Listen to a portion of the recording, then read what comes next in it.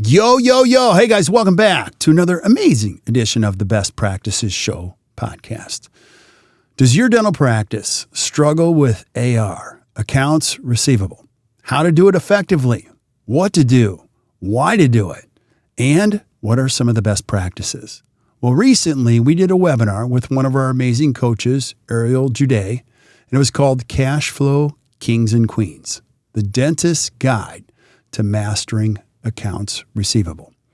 It was so much fun and so well received, I thought we would share the audio version on the podcast. So here it is. Please listen up. I hope you guys enjoy it, and we'll see you soon.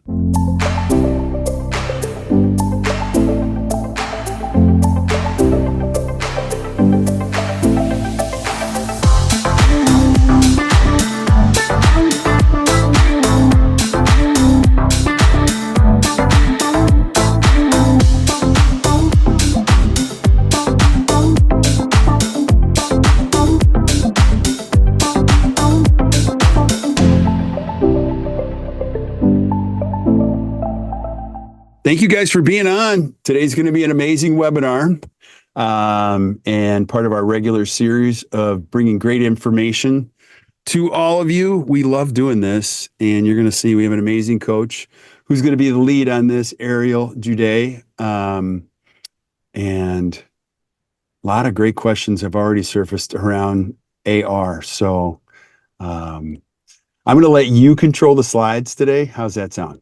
I can do that. All right. Deal. All right. Well, let's go ahead and get started. Let's do it. You want to start us off talking about our BPA and where our members can join us? Yeah, absolutely. I would love to. So if you're joining us for the first time, welcome. If you've been here before, welcome back. We created what's called the Best Practices Association in an effort to just bring great information and support all the different areas of dentistry. We love it. We're going to keep bringing it. And basically, there's three parts of the BPA and Act Dental and what we do. The first one is you can do it on your own. We've collected thousands and thousands of videos over the last 20 years, and we now have organized them and all put them into a platform called the Best Practices Association. There's over 800 people that are already back there.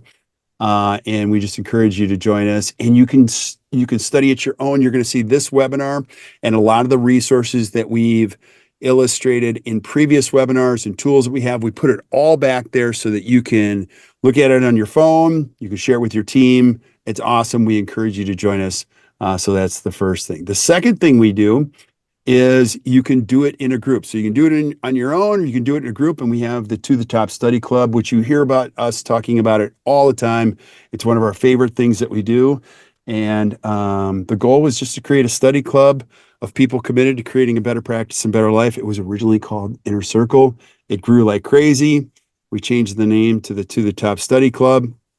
And now we have two groups that run concurrently of almost 50 members in each. It's one Friday a quarter, plus we have coursework in between. And I just got the coursework for Q3, which is going to be incredible. And it's going to be all about cultivating confidence and leadership, how to create a truly healthy culture. So if you're a dentist, you're looking for an opportunity to study with an amazing group. What's really cool, I'm a little, biased, but I love being in that room because I don't have to be the smartest person in the room. I learned so much. And we, as part of the community, because you're here today, we offer a golden ticket and you can come visit us for free. If you don't like it, you don't have to stay. We believe in it that much. So that's the second thing we do.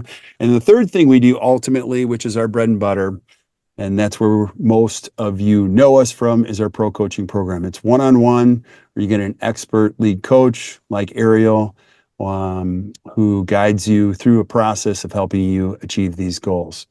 You've heard a lot of this before. People are always like, I've heard all this before. Well, what's different in pro coaching is we make you do it. So you actually have to do it all and get it all done. So those are the three things that we do. We welcome you to join us on any level, and then make sure you join us inside the BPA community. If you're a To the Top Study Club member, you're going to see you get advanced levels of access where you can have all the recordings, all of the special features we have back there. And we even have an app that you can take on the go. So you can watch some of the best minds in all of dentistry wherever you're at. So there we have it. And so those are some QR codes. If you put your phone over the QR codes, it'll take you directly to the BPA itself. And then we also have our podcast, which is just a blast, and it keeps growing. We're going to keep bringing it. And you can find your way there through those QR codes. So what are we talking about today, Ariel? What's the secret or not so secret topic? Well, today we're going to talk about managing accounts receivable, right? And a collections system. So we know that, cash flow is important in creating a successful, healthy practice. We also know that managing accounts receivable it's difficult. It's not an easy thing to do. So I want to go through and just give some tips and tricks on how we can do it and what kind of cadence to look for so that everyone's, one, comfortable with it, and then two, right, we have that successful cash flow coming in, because we know that, being in dentistry, it is a business, and we need to make sure that we're able to be successful and pay our team members. Absolutely. So does it really matter? Short answer is yes, right? So does it? It's yes, because we know that, while we're in healthcare and while we're in dentistry, we want to be as giving as possible. But we also know that with insufficient cash flow, we can create financial strain, right? So then we know that you may need to take out loans or lines of credit. That's additional cost, right, of interest. It further strains the office, financial health, your mental health as your practice owner. I would say that's one of the biggest stressors that we see is coming into the community, right? They're just stressed, not sure where the money is, not sure where it's going. So as coaches, one thing that we really help is, one, help it coming in, and then two, help it find out where it's going. But really, we have to have a steady cash flow to meet just operational expenses such as payroll, utilities, rent, supplies, right, equipment. And so this is the only way to ensure that that happens. And we have to have our entire team on board. So the importance of it, right, is improved cash flow. It also reduces your bad debt. It improves your customer relations, and then it's enhanced financial reporting. So, right, if we have a good management system, we're going to be successful, and your patients are going to be successful. Your team members are going to be successful because of it. Just the biggest tip is people don't like owing people money. So we want to help you get a good process and a good system in place so that you can just avoid those uncomfortable situations. Yeah. And could I add something too, Ariel? This is one of those things as a dentist, dentistry as a whole, a big reason why you went into this, obviously you wanted to be part of this profession, but money wasn't one of the things you wanted to talk about. So this becomes a natural challenge for a lot of good-hearted people. And one of the things that we help dentists and teams understand is that cash is to your practice what oxygen is to your body. Without it, both die. And so it's not all about the money, but it's about teaching healthy principles and training patients with the right behavior so that you can be profitable, you can have financial margin, and your business can continue to grow in the right way. And really, there's not a lot of great training out there in this. And so our goal today is to give you the simple frameworks for this. But don't make no mistake, it's an important part of every practice. Super important and not easy. So it takes time, it takes practice. Yeah. And one more thing, I have a lot of thoughts on this too. So we were talking this morning in a lot of our meetings, and as our office manager study club grows and our wish to create an admin, study club and all those, you'll hear more about that later. A lot of the people that are coming into dentistry that work in these great positions don't really have a lot of background in dentistry. And so, in all fairness to them, they're not trained, and we don't onboard them, we waterboard them, and they try to figure it out. And When you look up later without great training or great development, you're like, wow, we have a receivables problem. And so we need the frameworks and the structure for everybody to think well about money up front and also be confident about it. So I just want to show, right, what does some AR look like? So if you use Dental Intel, you'll see some graphs, right, of what it looks like. You have patient aging and you have claims aging. So two different processes. Today, we're really going to talk about the patient aging, and we'll hit some key points on the claims aging. Really, on the claims aging, you just have to stay on top of it, stay on top of the insurance company, making sure that those attachments and getting sent. But we see a lot of graphs that look like this on the left, right? A lot in the 0 to 30, which is healthy. And then it's like a stair stepper. And we just call them buckets. And right as time goes on, they keep filling up the lower bucket. And that's where we want to avoid, right? We want to stop it from filling up and getting into this over 90 days. Once it's in the over 90 days, you have a very slim chance of collecting it. And once you do collect it, if you do collect it, it's not as worth as much, right? We know the time value of money, that it's worth more today than it is, in 90 days. So just taking that and then not even taking into the account of how much does it cost of time, energy, supplies of your team members trying to collect that overdue balance. So we do see a lot of it here. So if this is what it looks like, you're okay. It is definitely manageable. You can correct this. This is where, as coaches, we like to see our clients get. So I'm showing you here, these are real clients. So you can see that it is possible. I know when teams start, I'm like, all right, we're going to get into these healthy ranges. And they're like, Ariel, you are crazy. It is possible. It takes work. It takes intentionality, and it really takes the whole team to get on board. But wanted to show you a couple of examples of where it really is possible. And this is even where you can see it does fall into the bucket, but then they have a good process of, okay, we're going to get it cleaned up before it hits this over 90. So just wanted to show you a couple things that it is possible. This is real. I didn't make up these graphs because I know everyone's like, well, is it even doable? It is. Yeah. Can you go back to that real quick, Ariel? Just a question. This comes up a lot. You're showing a graphic of AR aging and claims aging. I get the question, what is that? And so these are two different components to look at AR. Two different components. So the AR aging on the left, and if this is a through Dental Intel, so this one is going to show only what your patients owe.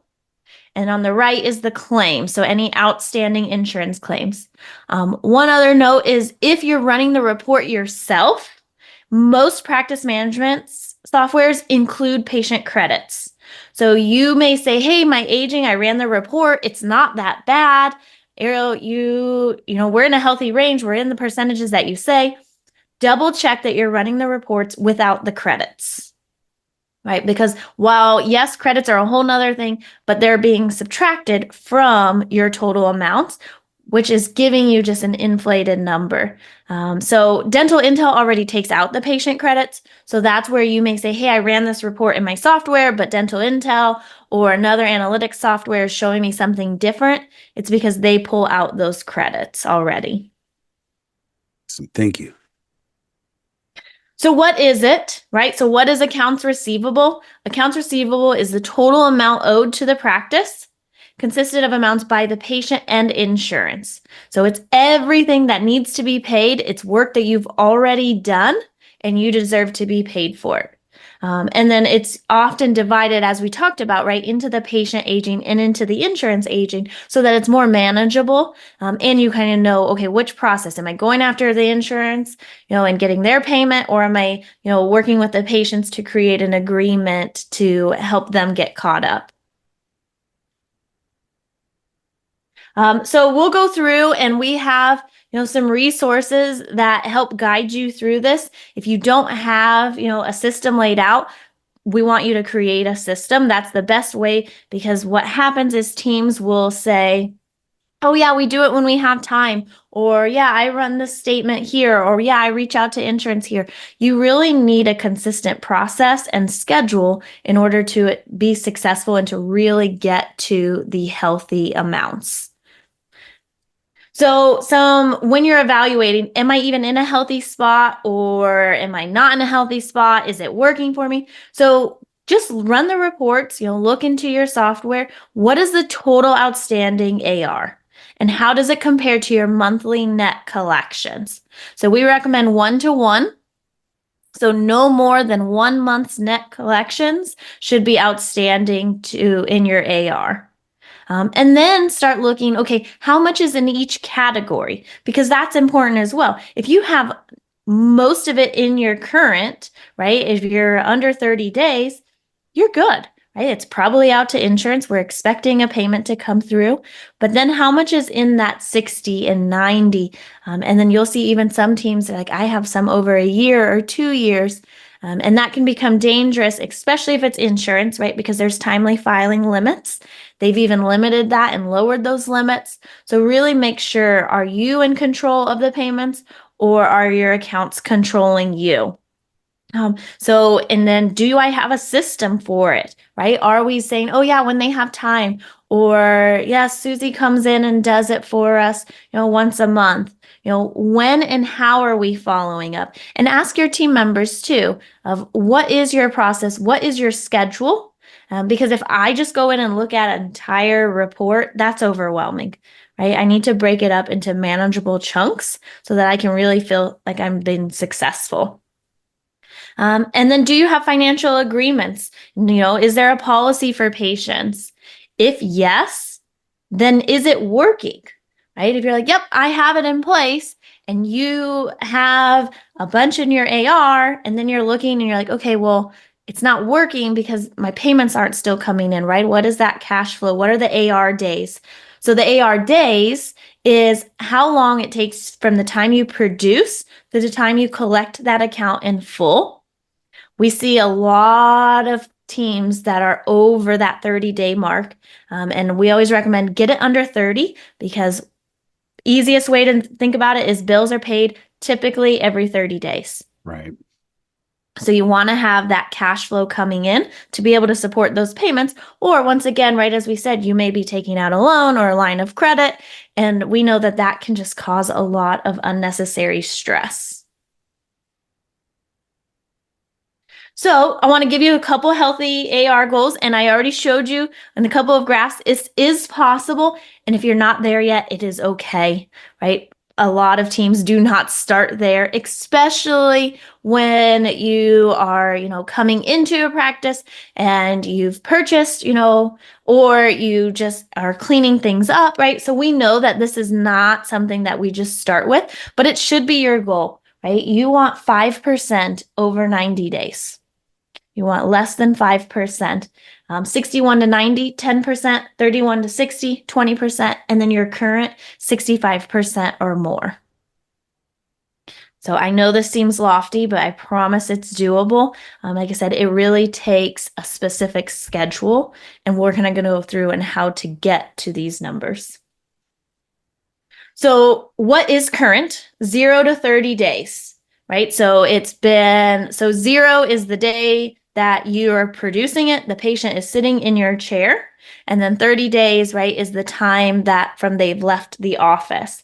So at that point, right, in a current, your patient should have received a walkout statement of the services that they received. They should have received an estimate of the total so that they know, okay, this is what the total investment was, if they're expecting any insurance coverage, and then they should have already paid their patient portion as well. So if you're having, and then I would say if you have payment arrangements and your patients are making monthly payments, as long as they've paid a reasonable payment within the past 30 days, we would consider that current. Right? That's a current financial plan. And some patients will say, yeah, they're paying it, but you'll look and they've paid 1 month and then they skip a month and then they pay 2 months in a row. That is not current. That is not a healthy financial policy. So I would just advise to go back and look at that. You want to make sure that you're at least getting a payment within every 30 days that's reasonable. I'm trying to be careful because we have, everyone has those patients. They're like, I sent you $10. And it's like, yes, thank you. And you owe 2,000, Yeah. right? So I'm going to be retired by the time that balance is paid off. Yeah. And as you're watching this and Ariel's describing, can I just ask you about a couple things, Ariel?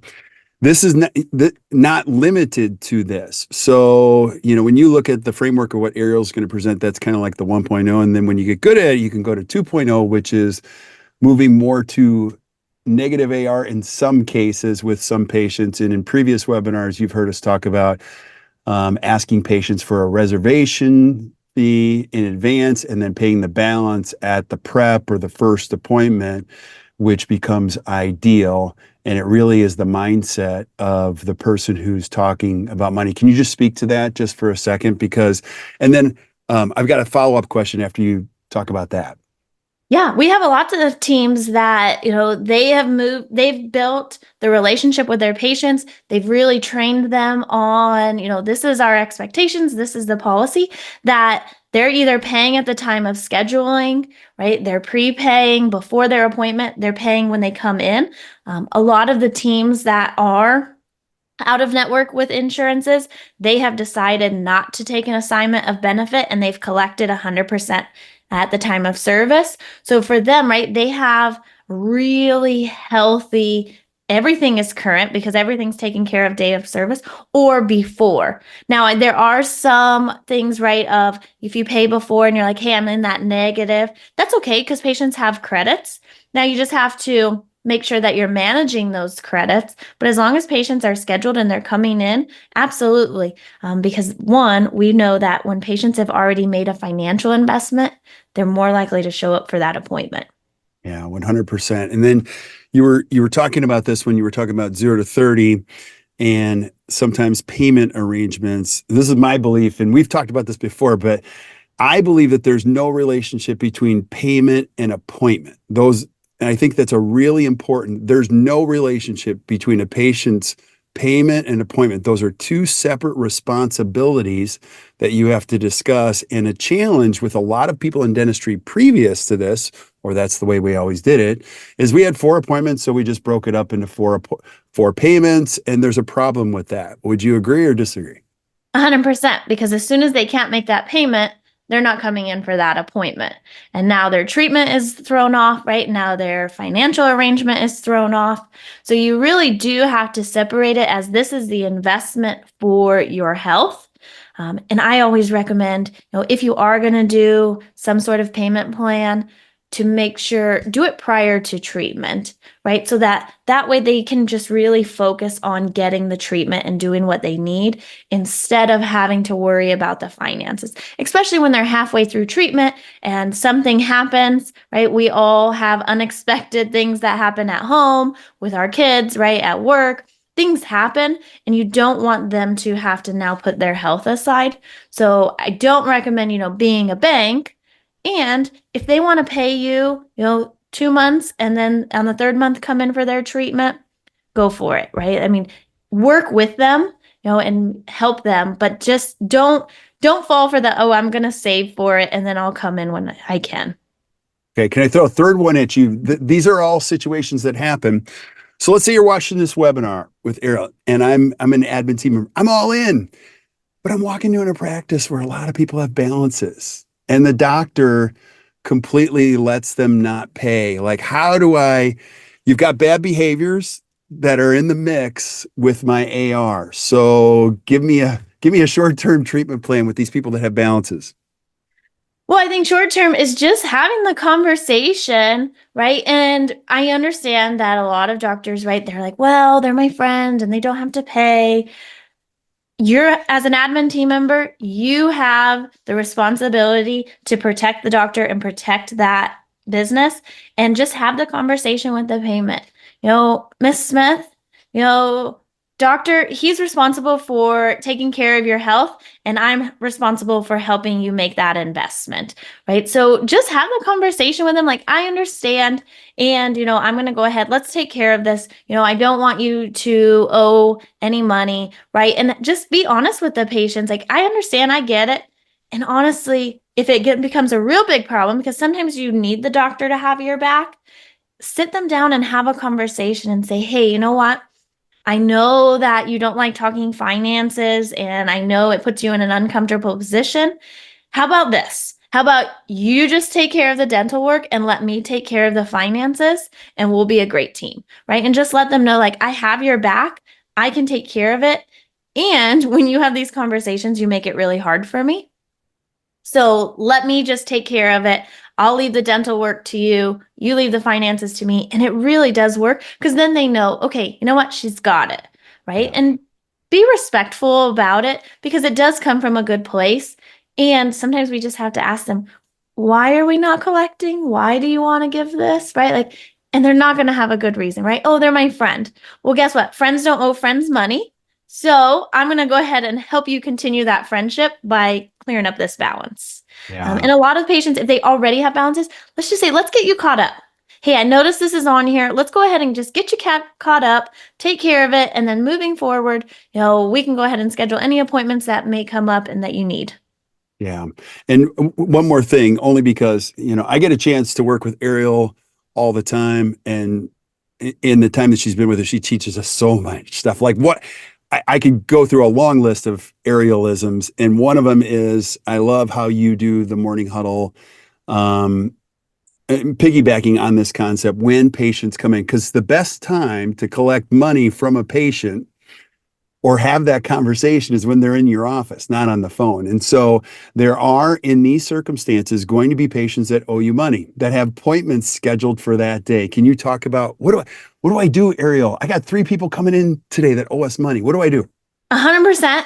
And I say, like, use those appointments to your advantage. If they're confirmed and they're coming, great. Use that to your advantage because now they're in the office and you're going to tell the team at Huddle, hey, I have these patients coming in. I know that you want to get them seated and started on time, and I do too.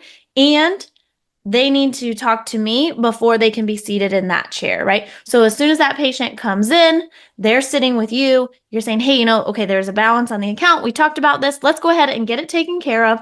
We'll take care of today's investment. That way, all you have to do is go get your treatment, worry about that. And then when you're done, you don't even have to stop and see me again, right? So you're collecting it. Because what happens is if they have a balance, and they sneak on past you, right? Because you didn't communicate with the assistant or the hygienist. They go get their treatment done. They come back up, and now you're the bad guy. And they're like, well, I can't afford it. And it's like, well, now you owe even more. And now our relationship is even strained even more, right? Now you put more financial burden on the patient instead of just having the conversation, like, let's go ahead and get it taken care of. Worst case scenario, right? They can't take care of it. And then you have a face-to-face conversation. You make an agreement and say, okay, what can we take care of? How can we take care of this? And then you reschedule the treatment. And I know doctors like, Ariel, what are you talking about? My schedule is going to be open.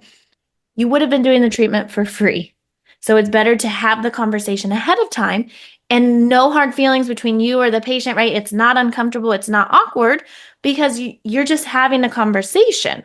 Whereas after treatment, now, right, it's that obligation of like, okay, now I owe you. I did do this. And honestly, some patients are really good at getting out of paying once treatment has been done. Mm-hmm. Right? I've heard that I fell for oh, my wallet's in the car. I fell for that and they just drove right out of the parking lot. Right? But if they didn't have treatment, I'm like, perfect. Go ahead, go get your wallet. I'll be here when you get back. Right? And it's just so you don't put your team in that uncomfortable position either. Yeah. So well said. Okay. So as soon as your balance hits 31 days, it is overdue. So I want you guys to all pay attention to that. As soon as it's over 31, it's overdue. This is insurance. This is a patient balance. It doesn't matter what it is. It is overdue if you have not received a payment in 31 days. Okay. And if no financial arrangements have been made, right? So if they're on a financial arrangement and you're getting that payment, like we said, every 30 days and it's been consistent, that's perfectly fine if that's the agreement you have made. One caution is if you haven't made an agreement and you don't have it signed, but you have accepted the payment 2 months in a row, now you're in a financial arrangement policy. So now you have agreed to it. So if the patient has paid you $10 2 months in a row and you've accepted that payment, you have now agreed that that is an okay policy. So I would say if that's not okay with you, right, have a conversation, thank the patient for making a payment and let them know that you need to make an agreement that is mutually beneficial, right? Because what happens is you've accepted it and then you try to collect or you try to send them to collections and they're like, no, no, no, I've been paying this every month on time. You've been accepting it. Whether it's been signed or not, they can hold you to it. No, make sure I recommend having a more a lot of people make sure you have so that you can run it, right? And then make sure that you've sent a statement and they're not delinquent, right? There's nothing going on with their account. So that is as soon as it hits 31 days. After that, right, 60 to 90 days, it's now delinquent, right? This is everything that's past due. They require a structured collections process to ensure that we're going to collect on it. And it really helps identifying those at-risk patients. So anyone that's already over 60 days now is delinquent, and now you're probably considering, okay, how do we schedule them? When do we schedule them? And moving forward.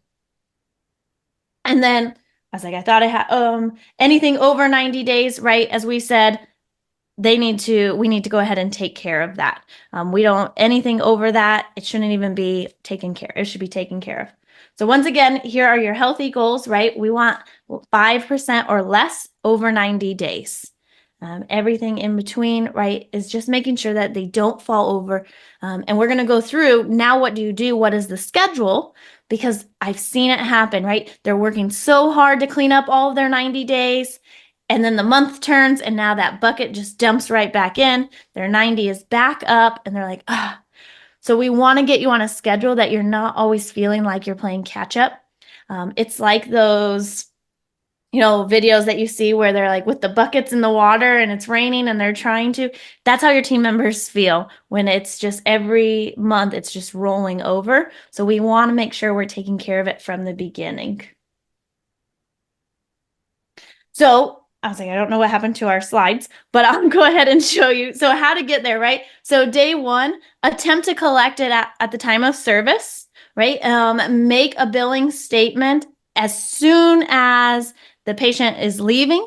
And then as soon as you receive that EOB, go ahead and give them a call and say, hey, Kirk, I just want to let you know, I know we saw you, 2 weeks ago for your hygiene appointment. Great news, we got your insurance check back. There is a balance of $5 for that fluoride that you received. Let's go ahead and take care of that now so that you don't have to worry about sending in a payment.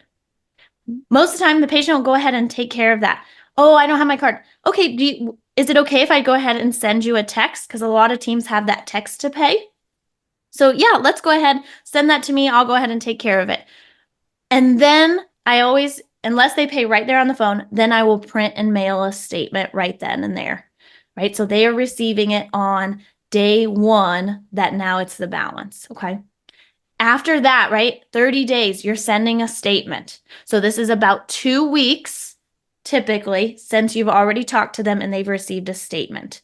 So every 2 weeks, you're wanting to do something with that account and with that patient. So a phone call, a text, a statement, as soon as they have a balance, then we're going to send a statement at day 30, at day 45, right? So every 2 weeks, I'm going to follow up with a phone call. Hey, Kirk, I talked to you and you said you were going to go ahead and take care of that. Did you need me to resend that link? Did you receive the statement I sent? Oh, yeah, I did that. Okay. I can go ahead and take care of it over the phone for you. No, go ahead and send me another statement. okay, I'm going to go ahead and send it to you. And I'm going to make a note that I'm going to follow up with you just to make sure that you received it so we can go ahead and get that taken care of. Yeah. And Ariel, I don't know what happened to our slides either, but if you go to the next slide, I took your notes and I just put them right in the outline. So if you're viewing this, refresh, well, go back one more slide. See if you can go back one more. Let me refresh it. Reshare. Only because if you're There we watching go. this, there you go. If you want to share Perfect. that. I know myself, when I'm taking notes, I need to be as specific as possible. Yes. So, if you're viewing this, you can take a screenshot of this and this will be your system, correct? Is that a great way to Yes. describe Yep. this? That's Okay. exactly. Thank you. Okay. Yeah. You're Cause welcome. I'm like, I know you don't, I was like, we're all trying to write them down. Yeah. What did she say? And then if you don't, right, because it's common, Kirk sees my number and he's like, Ariel's calling because I owe her money and I don't want to pay. So he sends me to voicemail. We all know that, right? That's okay. You can do it. I'm going to leave a message. Kirk, just calling in regards to your account. Please give me a call back at your earliest convenience. And then I'm going to send an email, right? And then I'm going to document it. Called and left message, sent email regarding account balance, right? And then I'm going to follow up again with a phone call. And then once again, no contact. Okay, I'm going to send an email letting them know. Send a statement and a handwritten reminder. And then send a 60-day letter letting them know, hey, you're now severely overdue. We're going to need to take care of this balance before we take any further action.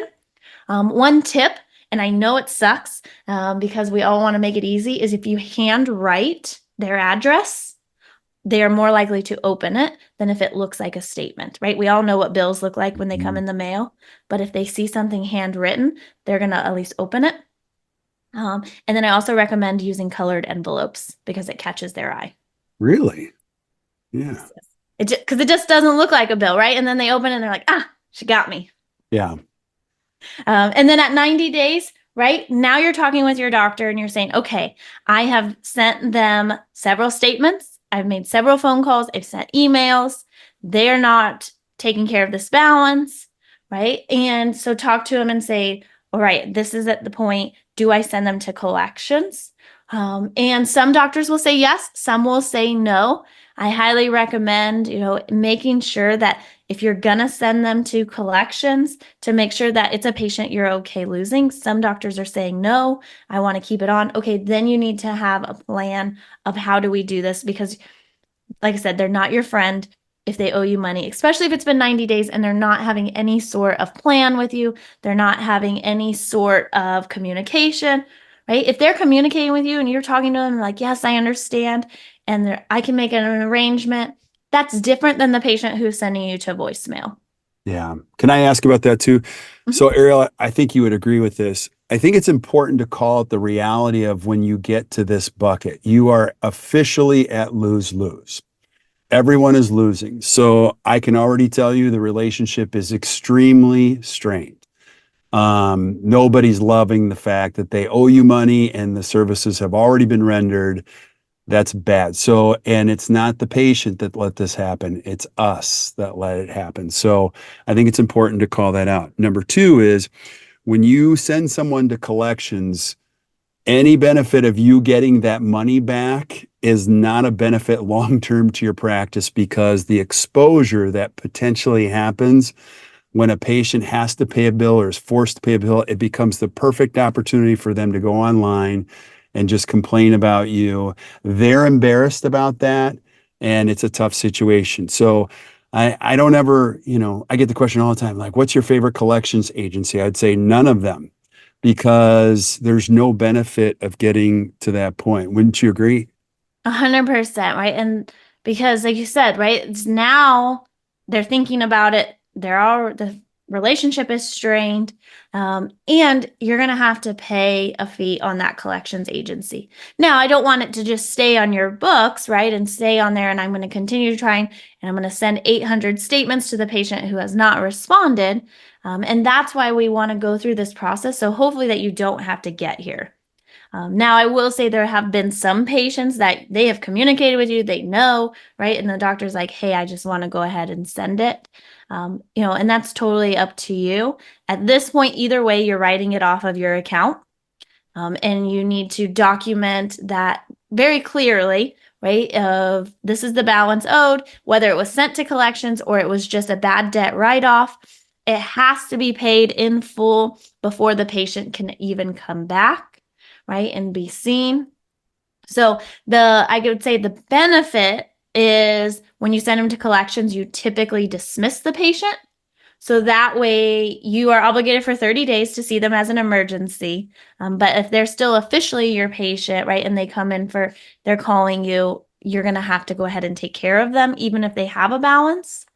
So that is one benefit, but you could dismiss the patient anyways without sending them to collections.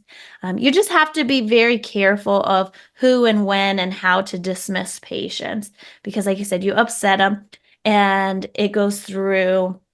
Most of the time, that's when they'll leave that review. Now, if you have a lot of great reviews and a lot of great patients that know, yep, they take care of the balance at time, right? And you've talked to them. Sometimes it's worth the risk, but most of the time, by the time you've gotten to this point, it's really tough on the relationship. So, and that's at 95 days, right? Is flag the patient.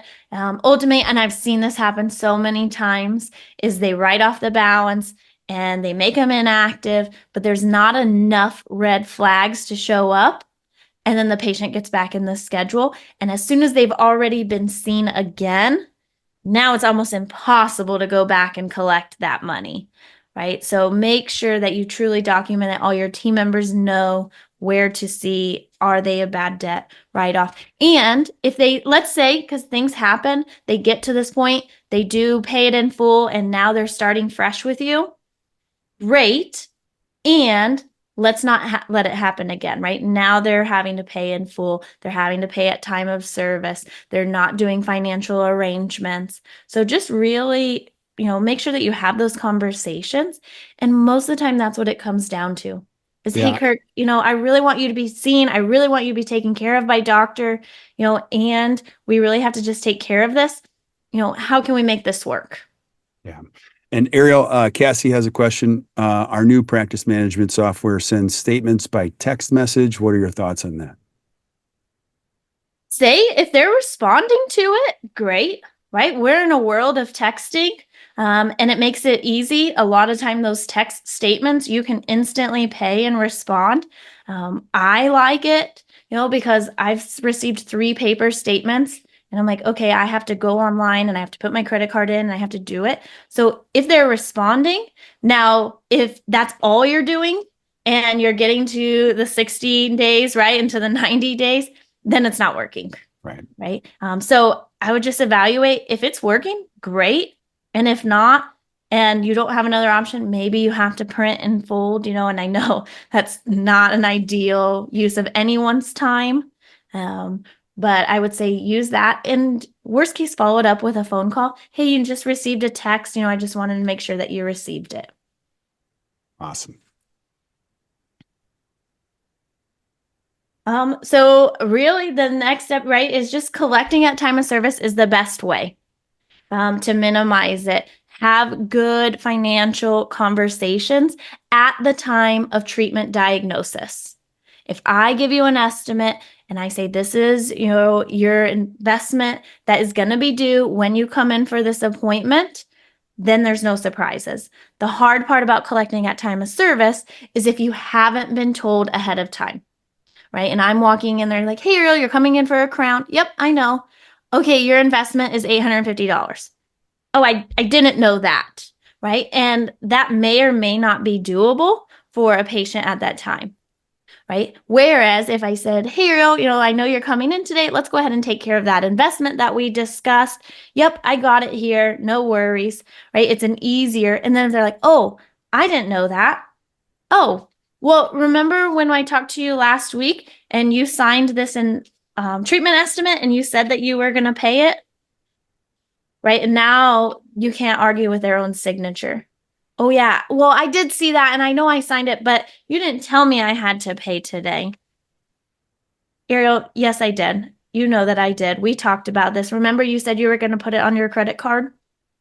Right. So even asking them, and I know it's tough and you have to be careful about, talking about money, but we're not asking about their financial situation, right? We're talking about their investment for their health.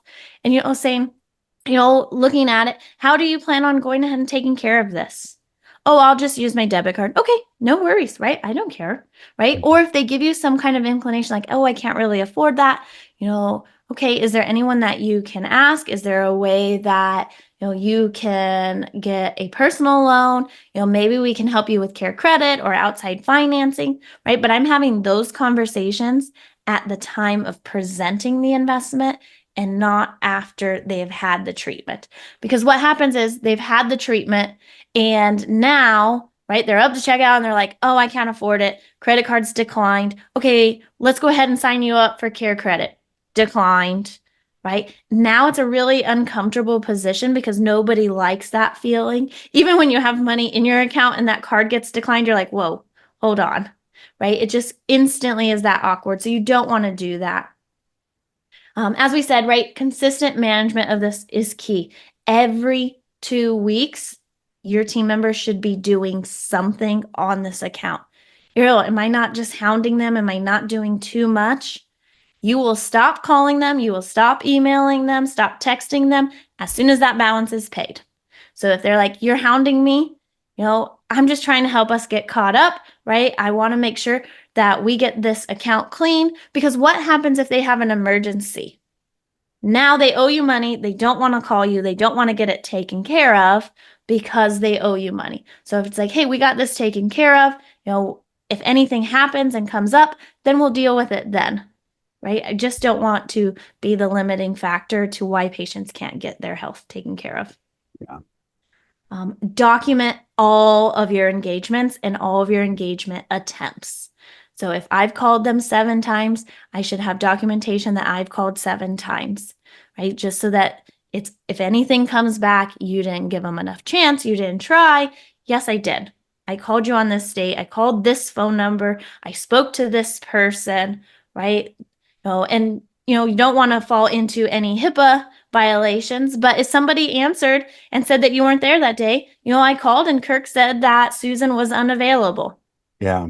A good thing, I get to hear all these. Let's say you're a team member watching this, you're like, I've called 8 times. A great thing to do is just to have the doctor call and leave a message and say, hey, listen, Joe, you got a balance here at the office. Would you mind, calling Ariel and getting that taken care of? It's that simple, but it's amazing how effective a doctor's voice, male or female, on 1 or 2 sentences can help Ariel in her effort to collect some of the receivables.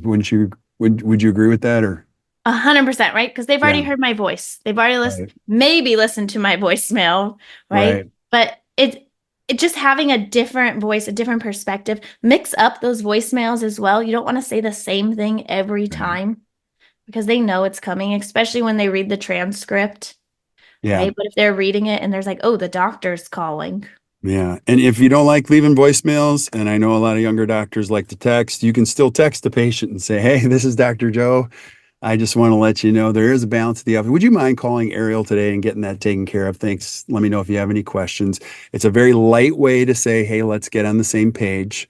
It doesn't have to be, a difficult conversation. No, and especially on the early on, it shouldn't be a difficult conversation. Right. You're just trying to take care of it. You're just trying to make sure, like you said, that you protect that relationship. As it gets later on, right, you get a little bit more stern, and use your, as we say, like little sugar and sweet and, and spice, right? Like you Right. have to stick to your policy, but you have to be nice about it as well. If you make patients feel bad about owing you, they're just not going to call, right? They're just not going to answer.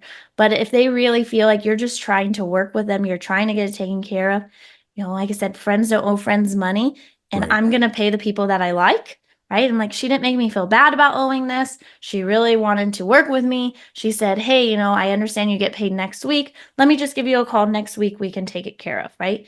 I Yeah. call next week. Yep, Ariel, no problem. I got it taken care of. Right. So there is that fine line of being stern. And yes, we have to get this taken care of and still showing compassion. Yeah. Right. Can I piggyback on that too? We always talk here at Accidental, like fix the problems at the root which means like, let's treat the cause of this. Let's not treat the symptoms. And so as you're watching this webinar, you use some of the resources that we have. A lot of doctors will get very excited about creating a stellar AR system, but they don't fix the real problem, which is the financial arrangements at the beginning of the system. So remember where you're putting your energy. I would much rather you create an amazing financial arrangement system up front, because then the AR, I want you to do both, but the AR system becomes less of an effort. Now, on the collect, I want to ask your thoughts on that. And then the other thing I want to say is, I get this question too, and I'll throw it to you. People are like, well, do you have to document every financial arrangement? How about they just document the ones north of $2,000 or $1,500? Can you speak to both of that? Like, I number guess my one, question back is, why would I not document it? Right? I don't know. I get these questions like, it's only $750. Do I have to have a written financial policy? Yeah. Yes. Okay. Right? Is because if not, okay, none of us have an amazing memory that we're going to Right. remember what we said. And patients are really good about saying, oh, you didn't tell me that, or Ariel said this to me, right? And what if you have multiple team members and right? And I answer the phone, and usually Susie, and they're like, oh, Ariel, no, I don't have to take care of that. Well, just let me double check. Oh, actually, it looks like in your notes that that's exactly what she was calling for, and you guys had this agreement, right? So it just backs it up. And for the patient too, knowing their expectations, right? Everyone likes to know what is expected of them, and having that clear policy. I mean, even if you think it's like, this is dumb, they don't owe me that much, they're going to pay it, they're a good patient, I don't want to offend them. If they get offended by asking for you to sign an agreement, I would just question that. Yeah, I would too. Right? Like Great if point. if it's like, hey, yeah, I'm gonna pay, absolutely, I know you will. Like, let's just go ahead and just put this on record for both of us to protect us, right? And we'll have it in our records. No problem, right? So yes, you do have to. I don't. The amount is. It doesn't matter, right? It's because, like I said, I want to have that clear agreement. And if you're out of town, doctor, or somebody else is out of town, right? You want everyone to be able to follow that system and process. And then it's consistent, right? You don't, there's enough gray area in dentistry that we don't want to create more. Absolutely. Well said. And I do agree, like I said, following up on AR is a lot of work. So let's solve the root problem. So if you find that your team members are doing a great job collecting, but they're collecting at the 60 days, right? Go back to those AR days. What is the amount of time it's taking to collect on these accounts, and evaluate there? Because this is a lot of work for your team, right? They're sending 6 statements, 2 letters, 7 phone calls. That's a lot of time and effort that they could be spending on other things. Right. And then I would say, if they already have an balance and you've talked to them and they're not on a financial arrangement, I would recommend avoid scheduling them, right? But have the conversation. Kirk, I would love to get you scheduled. I just really can't do that until we go ahead and get this account taken care of. Do you know when we'll be able to get you caught up? Next Friday. Okay, I'll call you next Friday. We'll get it taken care of, and let's get you scheduled. Yeah. Right? Now, on the caveat, right, if they're already scheduled, as we said, use that to your advantage. Don't necessarily say, I have to cancel this because blah, blah, blah, right? If they're communicating, they're confirmed, hey, Kirk, I just want to let you know you're coming in on this date. Just want to let you know we're going to go ahead and take care of your account and your investment on that day, right? Oh, I can't do that. Okay, now you have a conversation. Now, I will say, right, be careful if they are already scheduled and they have not communicated with you. You've not heard anything, right? They haven't confirmed their appointments. Now they're a high risk for a no-show. So you have to, right, walk the rope of, okay, I've talked to them and I know that they're coming, or, hey, they're on the appointment. I don't necessarily want to cancel, but they haven't communicated with me, right? So that's a high risk patient. So you have to use your judgment on, have they communicated or have they not? Love it. And that's my tips and tricks. Like I said, have a good schedule, stick with it. Everyone should know what the policy is and what the process is, and keep those buckets clean. Nobody likes to keep filling the AR buckets. Yeah. So well said, Ariel. So great job. This webinar will be available if you have team members that want to watch it. I just want to open up for any questions. If you have questions, you can add them to the feed, and we're so happy to answer them. You can add them now. But great job, Ariel.